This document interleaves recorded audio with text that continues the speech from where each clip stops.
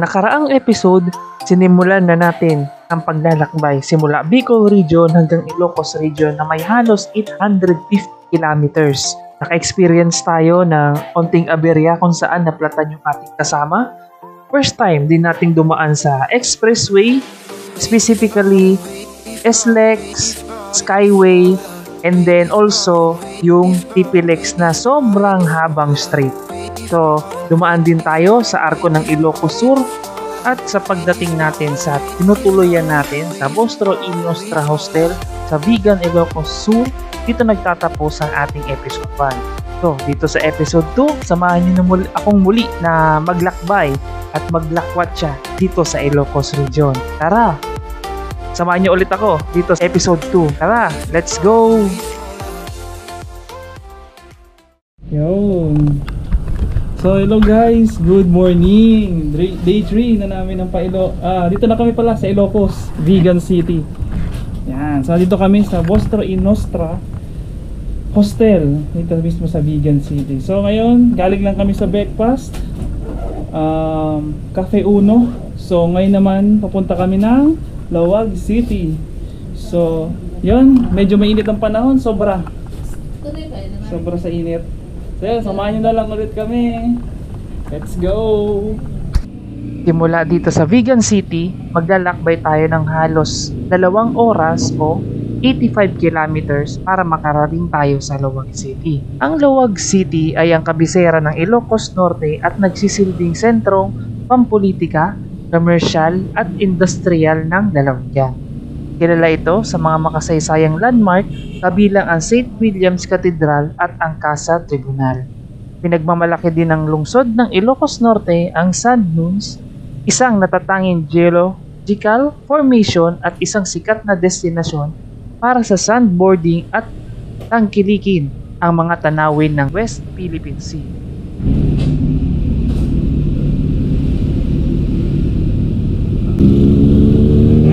So hello guys, good afternoon. We are going to Lawag City na. This is our day 3 ng Ilocos Region. So yun, samahan nyo na lang kami maglibot-libot kung saan man kami makarating. Yan. So kung kayo makapunta doon, shoutout sa mga patuloy na nanonood sa ating vlogs. Unang-una syempre doon sa tumulong sa atin doon sa Lopez. Shoutout sa inyo sir. Malaking bagay yung naibigay niyong tulong sa amin, lalong-lalo na kay Seth, dahil sa sirang gulong, and then na-replace na at least nakarating kami dito. Di dahil sa inyo nakarating kami dito na nasa schedule pa rin. Ayun. So shoutout din kay Seth, and then shoutout din po dito sa ating mga kasama, kay Sir Des, and then kay Ma'am Isa nakasama natin ngayon. So yun, pupunta na kami sa Lawag City, Ilocos Norte siya. Siyempre, dadaanan natin yung pinakasikat na arko. Yun. So yun, dire-diretso na kami. Medyo mainit lang. Let's go! Munisipyo ba? Baka yun, bago yun yung nasa kanan. Ano mo? Yung nag-mid J4 ng simbahan. Naglubagon.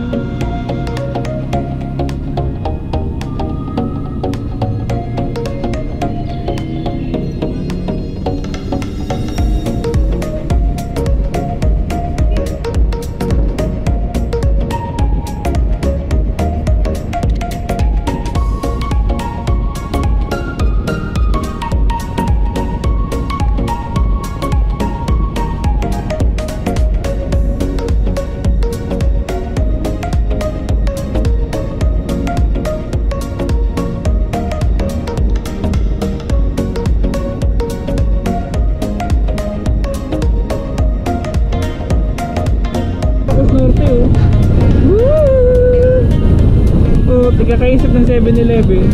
Ano, saan kita ma-park? Doon gate sa may silong, sa may ilalim. Wow, Ilocos Norte. Ano?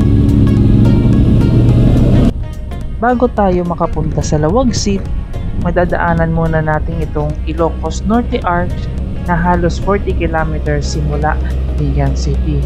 Ang Ilocos Norte Arch ay simbolo ng mainit na pagtanggap at pagmamalaki ng probinsya na bumabati sa mga bisitang papasok mula sa timog.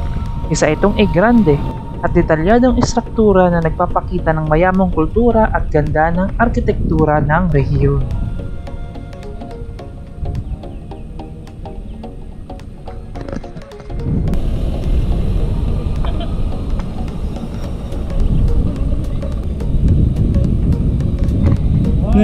Ilocos Norte na tayo guys. Woo! From Southern Luzon to Northern Luzon. Paano ba yan? Bicol to Ilocos Norte. Woo! Bakbak kung bakbak.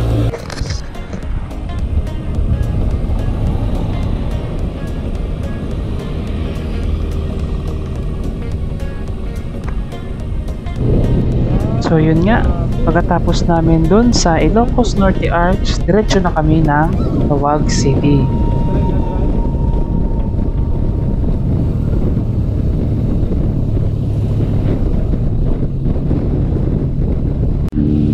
Tawag City. Yeah. Tawag. Woo!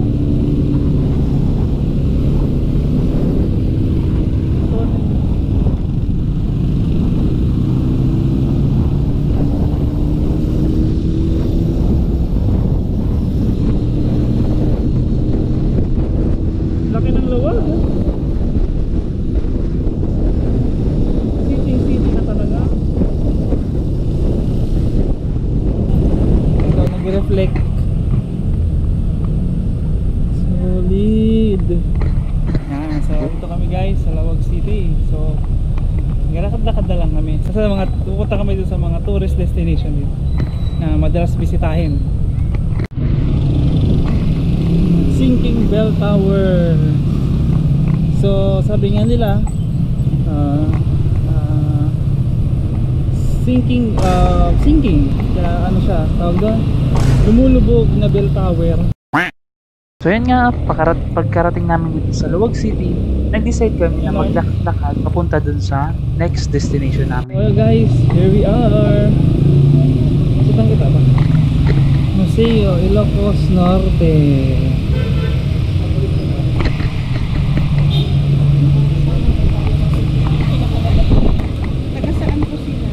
Taga Bicol pa po kami.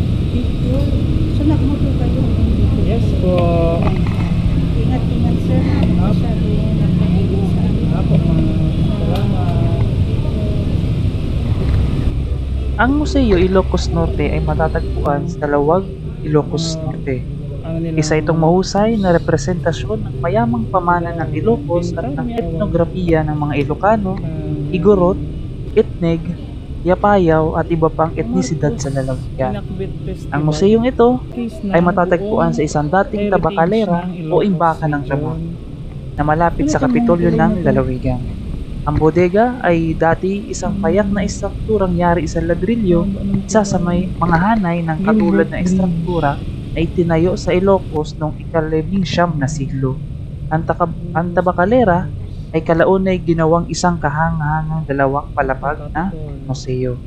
Na naging kalaunan ay naging Museo Ilocos Norte. Ito yung Paway Church.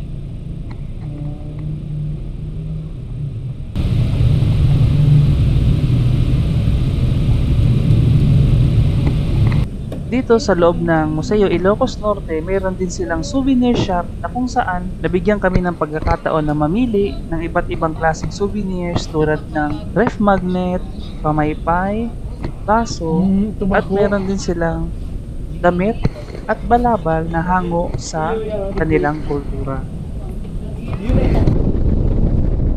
At pagkatapos din dun sa Museo Ilocos Norte, pumunta naman kami sa next naming destination.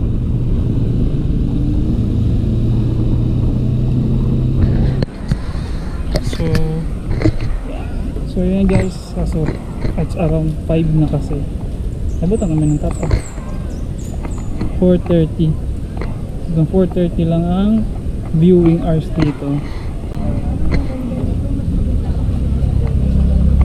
Maganda to kasi yung restaurant. Buti, hindi naman sayang yung pagpunta namin dito sa Malacanang of the North. Nandito rin pala yung sinasabi nilang sikat na empanada dito sa Ilocos Norte. So, nag-decide kami na mag-standby muna dito at magmerienda para matikman ang kanilang empanada.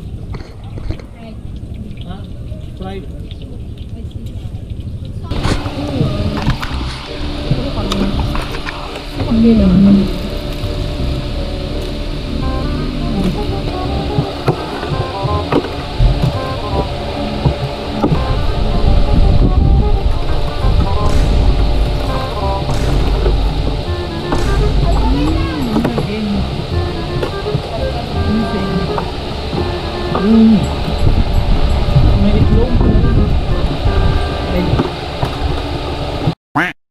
Recording na yan. So, pagkatapos namin ulit dito sa Malacanang of the North at kumain ng empanada, transfer naman ulit kami sa next naming destination. Taas mo pa.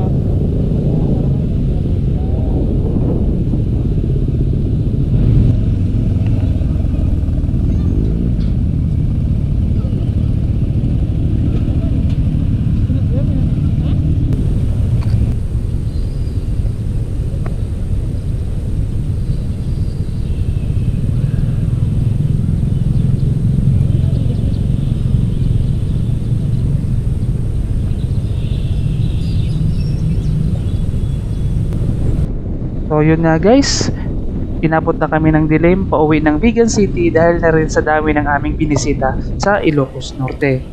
Pero pagdating namin ng Vigan City, dahil na rin sa dami ng pinuntahan namin, nagkakapag-decide kami na kumain kaagad dahil na rin sa sobrang kagutuman. Pero di pa rin dito nagtatapos yung araw namin dahil nakapag-desisyon kami na maglakad-lakad pa rin dito sa Cali Crisostomo para mamili ng pasalubong at mga souvenirs na pwede naming dalhin pauwi ng Bicol Region. So hello guys, dito kami. Ayan, ito na yung maganda yun. May ilang nito. Agang tiwala. Pero kung nakalalagyan digdi sa bag, yan ang kasya, ganyan ang style ng kasya.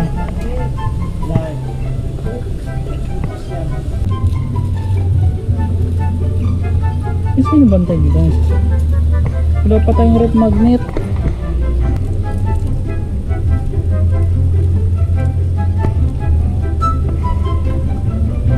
Kasi ito.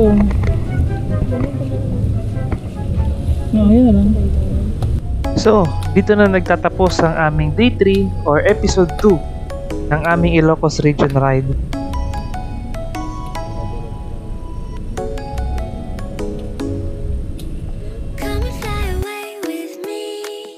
Abangan sa next episode.